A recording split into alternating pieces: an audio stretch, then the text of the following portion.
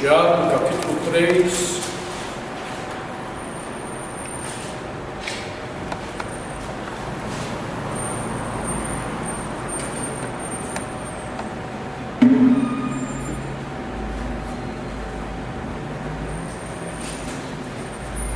A partir do versículo 13, nós temos meditado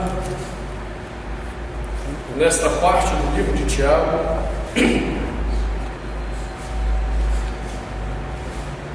onde diz a palavra de Deus: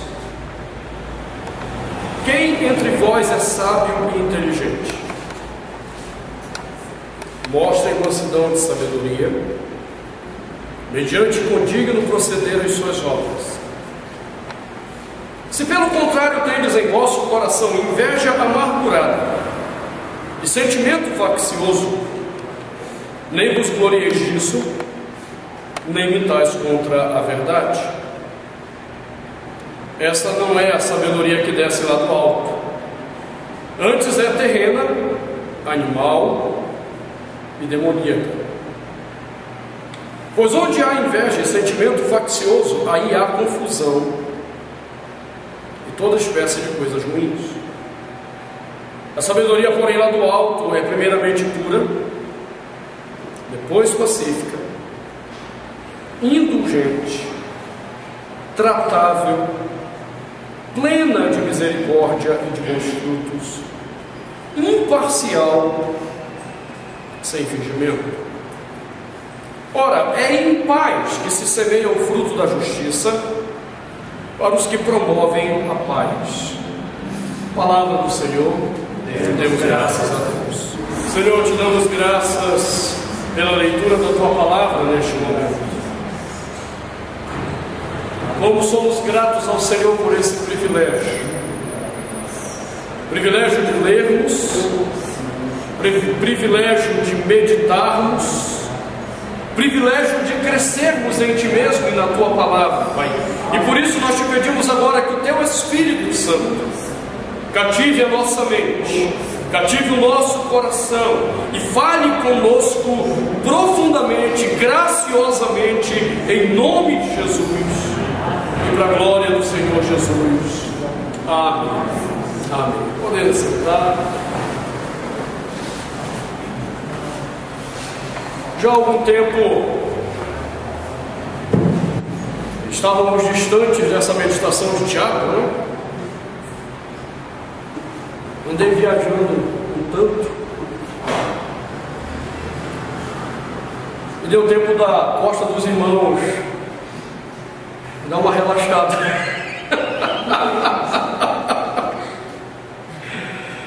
Porque, como nós temos visto, esse texto não é um texto fácil, é um texto muito doloroso de se meditar, porque Tiago desafia a nossa inteligência. Tiago desafia a nossa sabedoria. Nós temos visto que Tiago tem batido numa tecla de que vida cristã tem que se desenvolver por algumas questões muito simples e básicas, e uma delas é a maneira como nós vivemos, com sabedoria ou sem sabedoria. E a partir do versículo 13, ele começa de uma forma sarcástica com a pergunta: quem entre vós é sábio e inteligente? Quem de vocês se acha apto para responder às questões da vida? E Tiago, nessa pergunta, ele bate em dois conceitos veterotestamentários muito interessantes: aqueles que se julgavam sábios pelo tempo de vida que tinham, e aqueles que se julgavam sábios pela quantidade de informações recebidas na vida. E ele vai dizer: isso não mostra sabedoria. E Tiago começa então a mostrar como nós temos visto uma falsa sabedoria manifesta na nossa cultura, na nossa vida. E no versículo 15 ele mostra de onde procede essa falsa sabedoria. Ele diz que essa sabedoria falsa procede de três lugares, basicamente, ou dos três ao mesmo tempo. Primeiro, ele diz que essa sabedoria falsa, que não vem do alto, ela é primeiramente terrena. E e nós já meditamos o que é que ele quer dizer com isso. A palavra que ele utiliza aí para se referir a uma sabedoria terrena é uma sabedoria cultural, é uma sabedoria produzida na nossa cultura e que nós absorvemos como sendo verdade. Os homens dizem que é assim, a gente concorda com eles que é assim, e quando nós vemos, estamos tomando decisões erradas, destruindo as nossas vidas, destruindo a vida de outros. Mas ele também disse que essa sabedoria pode vir de um plano animal. E a ideia de Tiago ao utilizar essa expressão, como nós também já vimos em outro sermão, é a ideia de que existe uma sabedoria que os homens acreditam que é aquela baseada nos seus sentimentos, nos seus instintos, nos seus impulsos. É a ideia de que se eu sinto, eu tenho vontade, então deve ser assim. E aí há muitas pessoas construindo uma sabedoria baseada nas suas emoções, uma sabedoria que diz: siga o que o seu coração manda fazer. E essas pessoas têm seguido o seu coração e têm esquecido que o coração do homem é totalmente corrupto, o coração do ser humano é totalmente enganoso, e que por isso eu não posso levar a sério o que acontece no meu coração, o que se passa no meu coração. O meu coração, antes de ser ouvido, ele tem que ser confrontado. Mas aí nós paramos exatamente no ponto mais complicado, quando ele diz que essa sabedoria também pode ser demoníaca. E aqui o negócio apertou um pouco mais. Tanto é que nós já paramos 3 sermões para examinar o conceito de demoníaco em Tiago. E a ideia retrocede à criação no Éden, quando Satanás se manifesta para Eva, e ali ele começa a desenvolver alguns fundamentos daquilo que é chamado de sabedoria demoníaca. E o primeiro fundamento dessa sabedoria demoníaca é a inversão de papéis e valores. É isso que Satanás faz quando ele se aproxima de Eva. Ela não tem a responsabilidade sobre a criação, ela não tem a responsabilidade sobre os mandatos, quem tem é o homem, e ele exatamente se dirige a ela para fazer a inversão desses papéis e valores já no reino criado por Deus. E há muitas pessoas construindo uma sabedoria baseada em inversões de papéis, inversões de valores na nossa cultura. E isso é demoníaco. A segunda questão que nós vimos é quando então Satanás constrói uma sabedoria baseada numa crítica à palavra de Deus. É isso que ele também vai fazer com Eva. Numa primeira tentativa, ele tenta distorcer a palavra de Deus, e Eva não cai. Mas esse papel continua sendo feito até hoje. Foi assim que ele lidou com Jesus também lá na tentação. Quando ele viu Cristo responder tudo com a Escritura, então ele leva Cristo para um monte e diz: te joga lá embaixo, porque está escrito também que você pode dar ordem aos anjos e os anjos vão te proteger. Ou seja, ele instiga o próprio Senhor Jesus a interpretar errada a Escritura para uso pessoal. E há muitas pessoas distorcendo o que Deus diz, a fim de proverem para os seus corações aquilo que seus corações almejam. E isso é demoníaco. A segunda investida dele contra a palavra que nós vimos também é quando ele então, percebendo que com Eva não funcionou a distorção, ele parte para a negação da palavra de Deus. Deus disse que vocês não morreriam. Isso não é verdade. Na verdade, Deus sabe que no dia que vocês comerem do fruto, vocês se tornarão como Deus, conhecedores do bem. Perceba então que a segunda característica do fundamento de ataque à Escritura diz para nós que não é bem assim como Deus nos ensina. E então nós vimos como a suficiência da Escritura tem sido atacada diretamente na nossa geração. Como nós começamos a acreditar que somente a Escritura não é suficiente para que saibamos viver bem no mundo que Deus criou. Isso é até meio louco, porque se o mundo foi criado por Ele, se tem alguém que sabe como se deve viver nessa vida, é Ele como Criador, e não nós como criaturas. Por isso Ele nos proveu a sua palavra, para que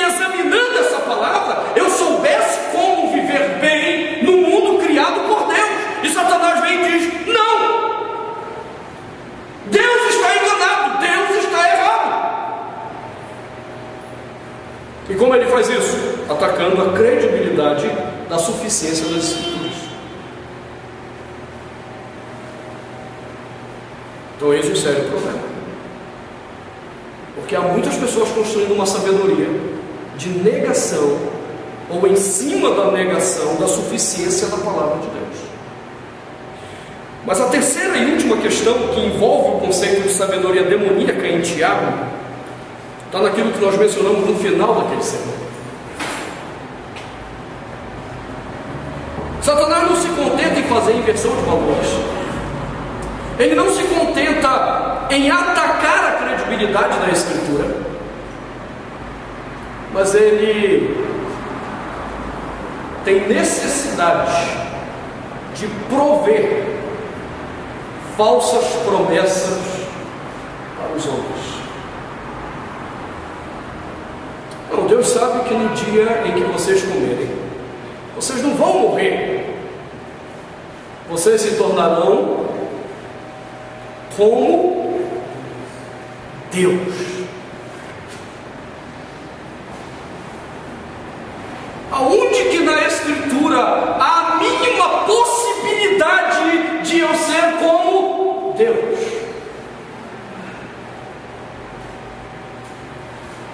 Não há. Mas Satanás encheu o coração de Eva com essa falsa promessa, e em nome dessa falsa promessa, ela começa a raciocinar. Após a falsa promessa, Gênesis 3:6 diz que ela então passou a ver que o fruto era agradável para se comer, era agradável aos olhos, e era fruto bom para dar entendimento. A partir da falsa promessa, Eva começa a raciocinar e pensar a partir de uma sabedoria diabólica na vida dela. Falsas promessas. Bom, não é à toa que a igreja evangélica atual está perdida. Não é à toa que muitos cristãos estão perdidos. Porque o que mais a nossa geração tem ensinado são falsas promessas para a fé. Uma das coisas muito interessantes é que quando começa esse movimento evangélico moderno que nós temos, o primeiro resgate da sabedoria que eles fazem é exatamente o resgate da sabedoria satânica. Kenneth Hagin. Qual é um dos ensinos básicos de Kenneth Hagin? Você é Deus. Quem foi que disse isso? Quem foi que disse que eu sou Deus? O diabo. E essa teologia da divinização do homem começou a entrar nas igrejas, e isso foi produzindo um monte de crente soberbo e ignorante da verdade de Deus, em vez de crentes maduros. Porque agora eles acham que podem determinar, eles acham que podem tomar posse, eles acham que podem trazer a realidade que não existe. Tudo depende da sua fé. Se você tiver fé, vai fundo. Com esse conceito que Paul Yong-Cho trouxe, quarta dimensão. Não, a fé é um processo de engravidar. Você visualiza, toma posse, enche o coração de fé e deixa aquilo ali gerar dentro de você até que venha a luz. E o que tem de crente pensando que a vida é assim? O que tem de crente achando que a vida é um fantástico mundo de Bob, em que a gente visualiza, pronto, ó que mundo lindinho, porque aceitou essa falsa sabedoria, essa sabedoria demoníaca que me faz acreditar que eu sou aquilo que eu não sou.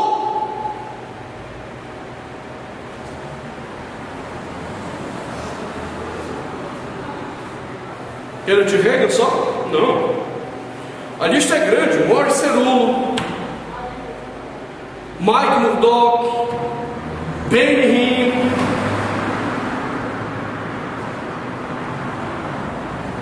Brasil, Edir Macedo, R.R. Soares, Valnice Milhomes, Valdomiro Santiago. A lista é grande de homens e mulheres. Entre as mulheres, Joyce Meyer, de pessoas ensinando uma sabedoria demoníaca, e me faz acreditar que eu sou aquilo que eu não sou, que me enche de promessas falsas que Deus nunca fez para mim. Compreende? Nós estamos vivendo um problema de sabedoria demoníaca na vida cristã atual, e as pessoas não estão se dando conta disso.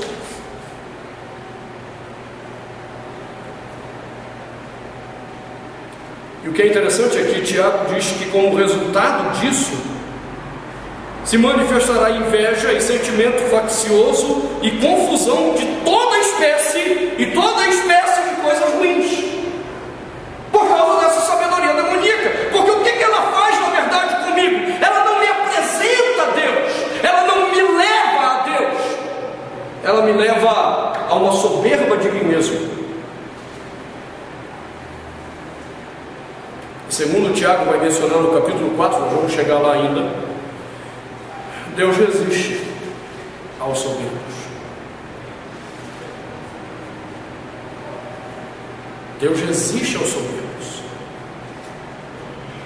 mas Ele concede graça aos humildes. É exatamente isso que Satanás não quer que eu coloque na minha sabedoria: humildade, a perspectiva correta de quem eu sou, a perspectiva correta de quem é Deus. Não, o diabo não quer que eu creia nisso, ele não quer que eu visualize essa verdade.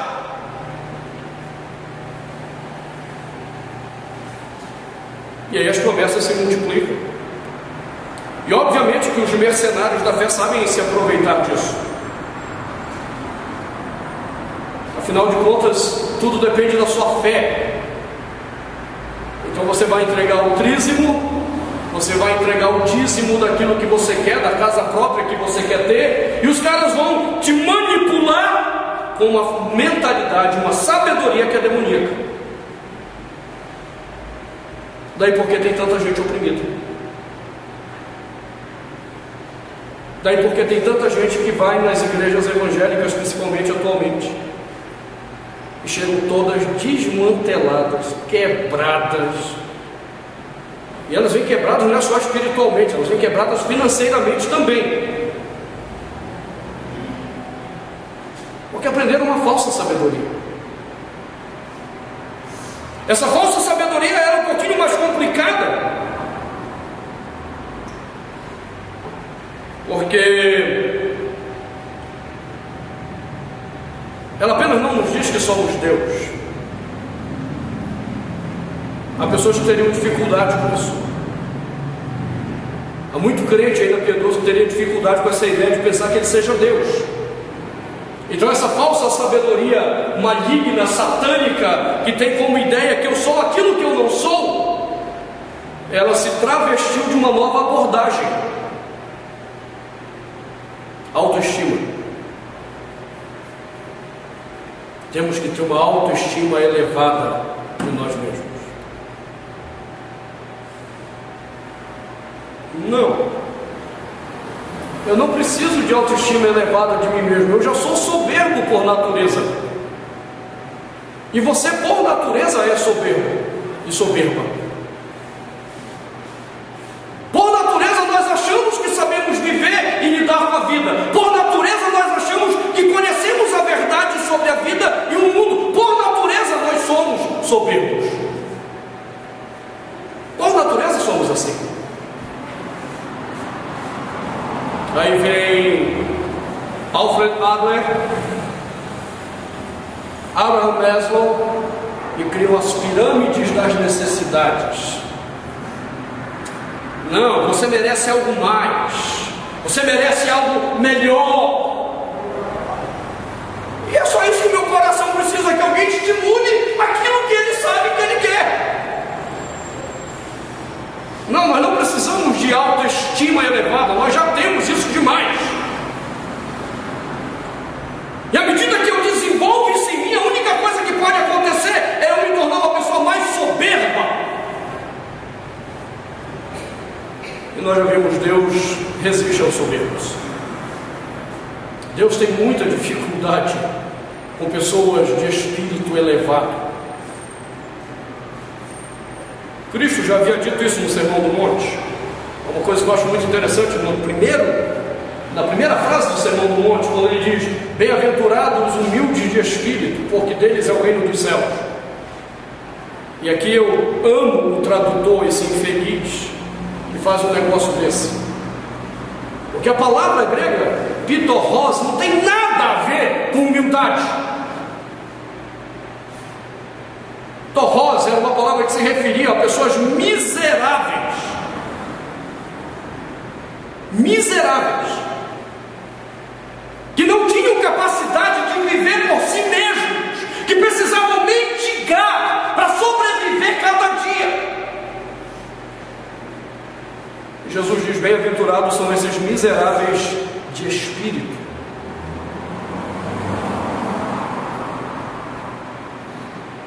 Na nossa cultura, se eu falar que alguém é pobre de espírito, o pessoal vai achar que ele não tem bom humor, que ele é um cara ranzinho, assim. Mas na cultura de Jesus não significava isso. Pobre de espírito significava alguém destituído de qualquer valor pessoal. O que é que Deus espera de nós? Ele não espera autoestima elevada em nós. O que Ele espera de nós é exatamente uma baixa autoestima. Porque à medida que eu diminuo, a minha imagem desaparece. Se eu estou em Cristo, qual é a imagem que sobressai em mim? É óbvio que é a de Jesus. Por isso João disse: convém que Ele, Jesus, cresça e eu diminua.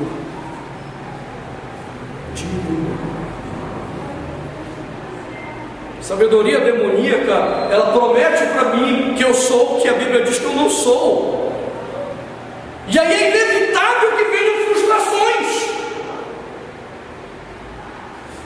John MacArthur escreveu um livro muito impactante sobre esse assunto, chamado Sociedade Sem Pecado, onde ele confronta esse ensinamento da autoestima com a Escritura e mostra várias pesquisas feitas por universidades norte-americanas do que está acontecendo com os americanos por causa desse ensinamento. Talvez ele até precise fazer a revisão do livro dele agora, depois desse assassinato que houve lá agora, esse massacre das crianças nos Estados Unidos. Porque uma das coisas que as universidades mostraram é que esses assassinos eram pessoas cheias de autoestima.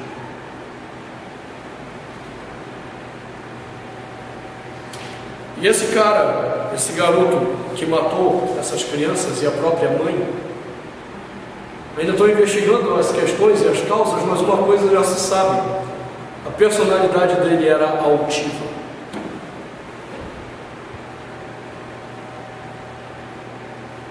E nós estamos construindo uma sabedoria demoníaca na nossa sociedade. É uma sociedade que não aceita humilhações. Eu já tenho dito para vocês da minha raiva daquela música do Sabor de Mel, aquela desgraça do inferno, que é cantada nas igrejas. Alguém esses dias colocou no Facebook de forma correta que a música não devia se chamar Minha Vitória Tem Sabor de Mel, mas deveria se chamar Minha Vingança Tem Sabor de Mel. Porque a letra da música é isso. É alguém que não aceitou passar pelo que passou, pelas dificuldades que passou, que não aceitou que os outros rissem da cara dela, pelo sofrimento que ela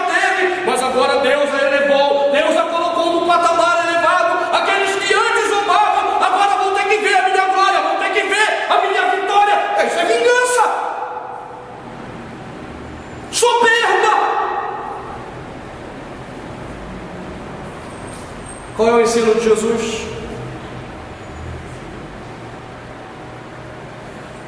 Quem é o maior no reino dos céus, o que é exaltado? Não.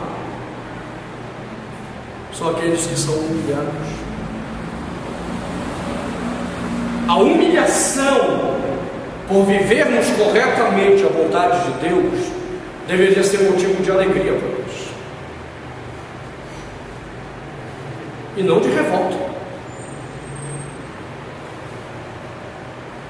E nós nos revoltamos. O que é que está por trás da minha revolta? Uma sabedoria demoníaca, que promete que eu sou o que eu não sou, que quer que eu reivindique o que eu não tenho direito. É muito doido isso. Pô, essa desgraça está lá nos Estados Unidos acontecendo por causa do ensino de autoestima na escola.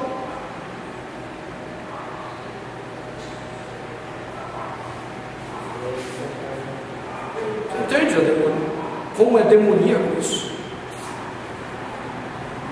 Então, quando eu me frustrar, eu tenho o direito de tirar a vida dos outros, porque como é que esses infelizes não me deram o meu espaço ao sol? Por que eles não me deram o direito que eu tinha?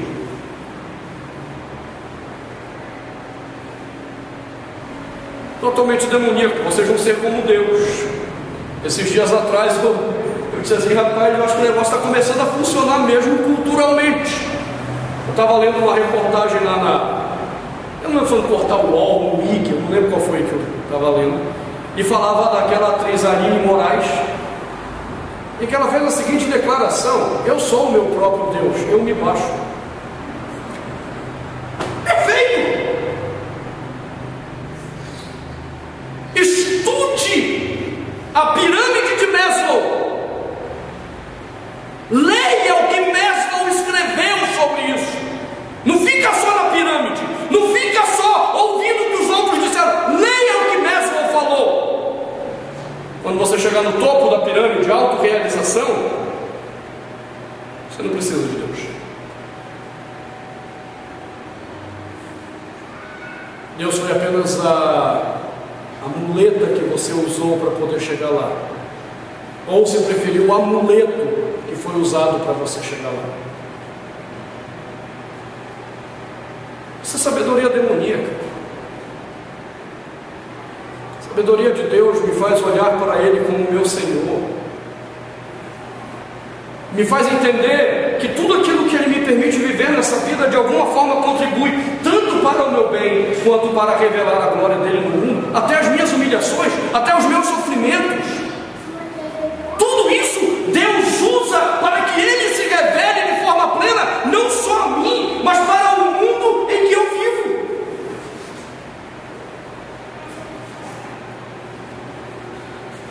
E depois do pecado, eu acho que a nossa noção tem que ser muito clara. Somos pecadores. Pecadores não têm honra. Pecadores não têm glória. O máximo que pecadores podem ter é misericórdia do seu Criador. E se houver essa misericórdia, serão enchidos do seu amor, e por esse amor transformados. A nossa glória, ela está naquilo que Cristo fez por nós na cruz, e não naquilo que Ele pode me dar nessa vida. Eu não preciso de falsas promessas. Eu não preciso ficar brigando para alcançar o que Deus nunca me prometeu. O que Deus tem me prometido, se eu estou em Jesus, é a vida eterna, é a reconciliação com Ele, é o habitar com Ele para sempre na eternidade. O que passar disso? Sabedoria demoníaca, onde existe inveja, sentimento faccioso, confusão, toda espécie de coisas ruins. Por causa dessa sabedoria, às vezes terrena, às vezes animal, às vezes demoníaca. Eis o que nós estamos vendo nos relacionamentos humanos. A inveja no seu coração, o que fundamenta a sua inveja é alguma sabedoria pecaminosa. Há sentimento faccioso. Você gosta de provocar uma brigazinha? Em vez de promover a paz, você gosta de criar confusão? Pô, tem algum espírito pecaminoso. Eu espero que não seja demoníaco. Mas Tiago diz que pode ser. E onde houver essa inveja, onde houver esse sentimento faccioso, eis a confusão. Bom, nós vamos examinar essa parte das consequências dessa sabedoria pecaminosa, errada, na semana que vem. Queremos entender como é que isso funciona, gerando confusão e toda espécie de coisas ruins nos nossos relacionamentos e na nossa vida. Mas quarta-feira, com a graça de Deus, olharemos o versículo 16, onde Tiago vai demonstrar quais são as consequências imediatas de estarmos debaixo de uma falsa sabedoria. Para hoje nos basta pensarmos: de onde procede a nossa sabedoria? Cultura é falsa. Sentimentos é falsa. Demoníaco, cruz credo, é mais falso ainda. Eu sei que é demoníaco quando eu começo a inverter os valores e papéis, quando eu começo a desacreditar da suficiência da Escritura, e quando eu começo a acreditar em falsas promessas que dizem que eu sou aquilo que eu não sou. De onde procede a nossa sabedoria? Vamos orar? Senhor, te damos graças em nome de Jesus por esse momento de meditação da tua palavra. Ajuda-nos a examinarmos o nosso próprio coração, a examinarmos essa sabedoria que julgamos ter, essa sabedoria que dia a dia nos faz tomar decisões sem que às vezes pensemos de onde ela procede. Ajuda-nos a ter um coração submisso à tua palavra e disposto a obedecer a tua voz, a agir conforme a tua voz, para a glória de Jesus, nosso Senhor e Salvador. Amém.